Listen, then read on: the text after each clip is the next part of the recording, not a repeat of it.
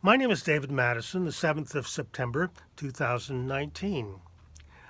I was a Methodist minister for 9 years, but by the time I had finished my PhD in biblical studies, my faith in God had evaporated. I'm an ex-clergy atheist. That wasn't supposed to happen.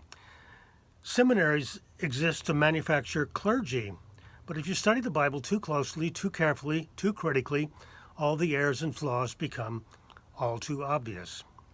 Hence this series of flash podcasts, Bible Blunders and Bad Theology. This is episode 6. Mark was the first gospel written, and Jesus appears virtually out of nowhere from Nazareth.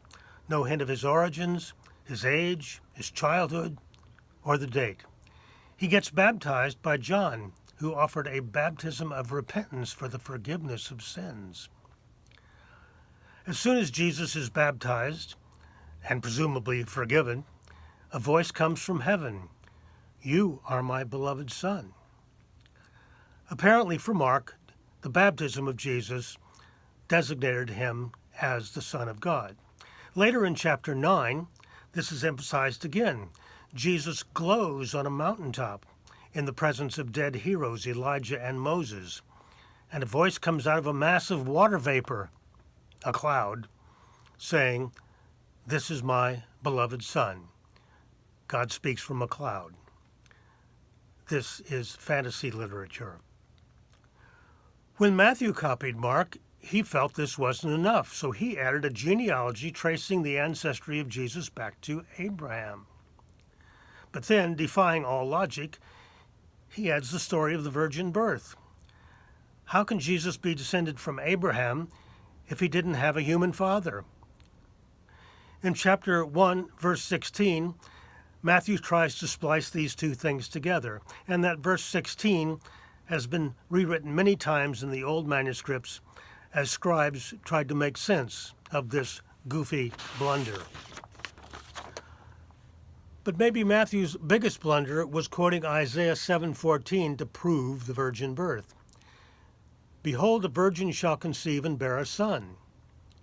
But he used a faulty translation of Isaiah 7:14. In the ancient Greek version of the Old Testament, the Hebrew reads, "A young woman shall conceive." Well, that happens a lot, doesn't it? And Isaiah chapter 7 has nothing to do, whatever, at all, with the prediction of a future Messiah. This is a big blunder. Later, when Luke created his story, he really got carried away. He invented an entirely different genealogy, tracing Jesus back to Adam. And he wrote a detailed fantasy about an angel telling Mary that she was pregnant. Even she was stunned. Angels are a part of fantasy literature. The birth stories in Matthew and Luke are different, filled with folklore and contradictions and enormous improbabilities. They cannot be reconciled. Big blunder. Later, when John wrote his Gospel, we read, "In the beginning was the Word, and the Word was with God, and the Word was God. He was in the beginning with God, and the Word became flesh and dwelt among us." No mention at all of a virgin birth. What a perfect place for it if John had believed it. My guess is that he vetoed the idea. Other than Matthew and Luke, there is no mention at all of the virgin birth in the New Testament, especially not in the letters of Paul.